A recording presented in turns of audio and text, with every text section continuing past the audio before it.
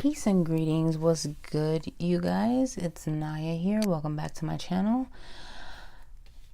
So this is just me contemplating, and one thing I always found extremely interesting about the Fool's Journey is that, at least in the writer Waite Smith, or Waite Smith, whatever you like to call it, is that the fool always faces to the right. Now, in America, we read from left to right, but in Hebrew or in other languages where you read from right to left. So this got me thinking about the fool's journey, and what does that look like if we read it from right to left, or directionality, I suppose you can say.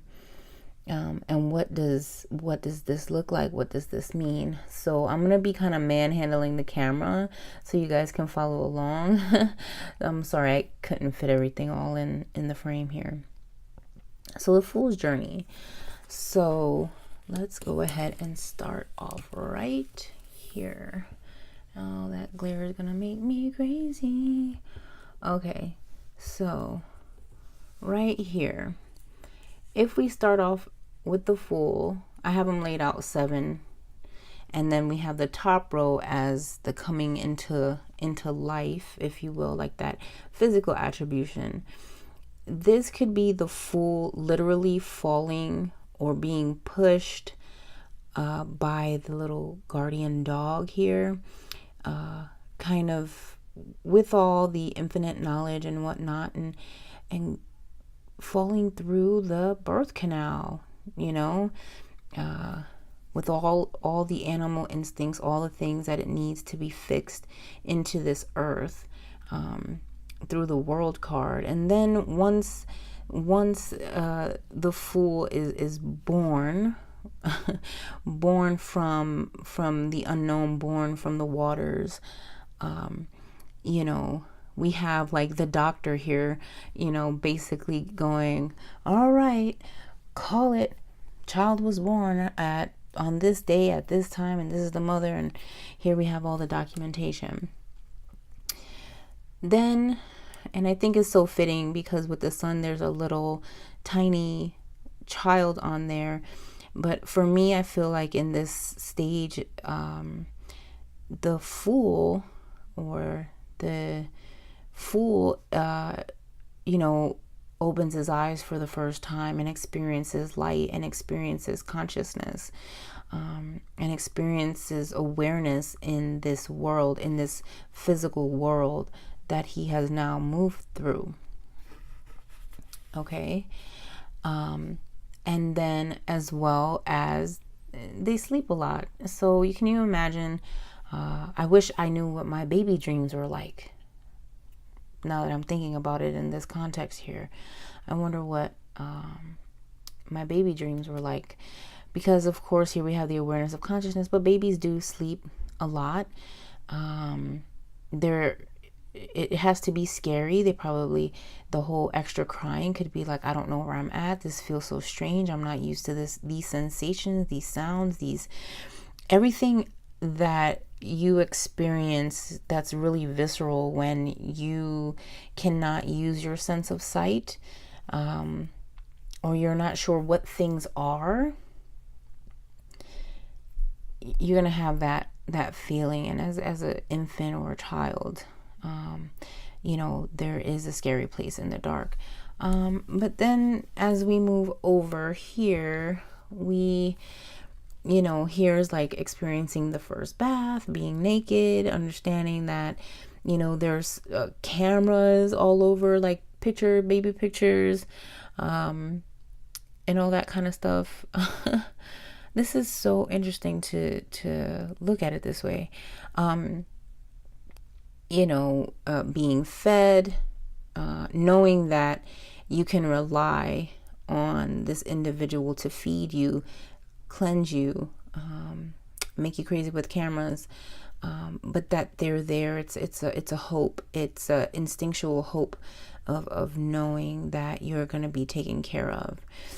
And then there's the next stage here when I'm looking at the Tower and the Devil, and I feel like, okay, baby mode is over, or is about to be over. Now you're learning to walk, and you start crashing into things, or you start crawling around and getting into stuff.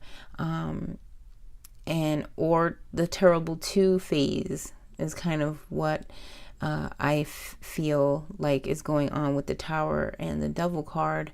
All kids maybe go through a phase of, this is mine, or, breaking stuff, not, fumbling around, and it just can feel probably very disastrous and very dark for the parents, just because they have to constantly be on high alert to make sure the kid is not hurting themselves, or,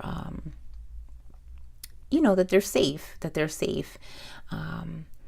As well as the Devil card also, understanding what, feeling chained in by the rules and the regulations and wanting to rebel against that, and all of that kind of stuff there. I'm sorry for the glare. But at some point it gets reconciled here. At some point it gets reconciled with temperance, and it's like learning to eat different foods, learning what the patterns are, learning what the rules are. Having learned all of that and experienced all of this, now there's kind of this place of, okay, it's not too bad here. It's not too bad here, as long as I kind of walk the straight and narrow path, I'll be okay. I like the symbolism of the 1 foot in the water, 1 foot on the earth, because children, I feel, are extremely intuitive, because they're not, they haven't been completely conditioned yet. So their spirit is very big and bright and free. Here with the temperance card. And then we have the Death card, transition and changes. The Hangman card. I feel like this is like the waiting around, I'm gonna say like learning social skills would be interesting during this phase.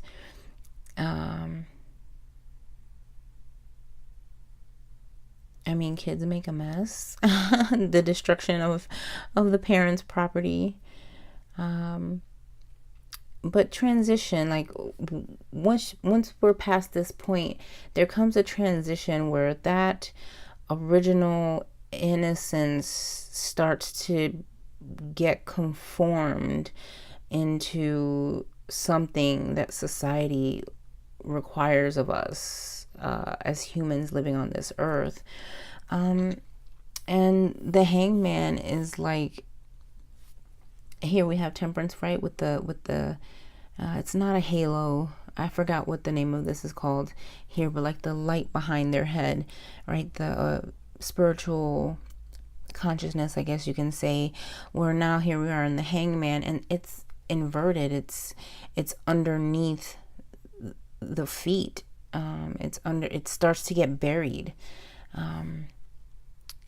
Even though it's still present and it still exists, it changes now because of law and order, because of rules. And then things all start to change. You start thinking to yourself, okay, I know so much, I know this, I know that.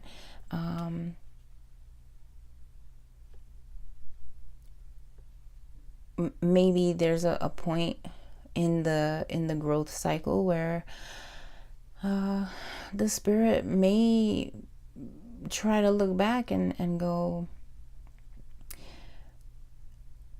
or try to move forward and go, hey,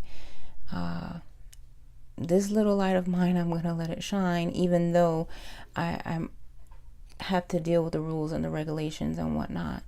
And then there's a graceful strength that comes from this, and people typically love kids, typically So then they experience the car ride and going to school and meeting people, learning what the other genders are, who the teacher is, what the rules are imposed if they don't follow, the rules of the school or pre-K daycare center, whatever. You understand where I'm going with this. And it's about going, if we do the rule of the Sphinx, hear, to know, to dare. I just called a brain blank. To know, to will, to dare, and to be silent. Excuse me. So these are traits that are kind of learned with the dynamic of meeting people.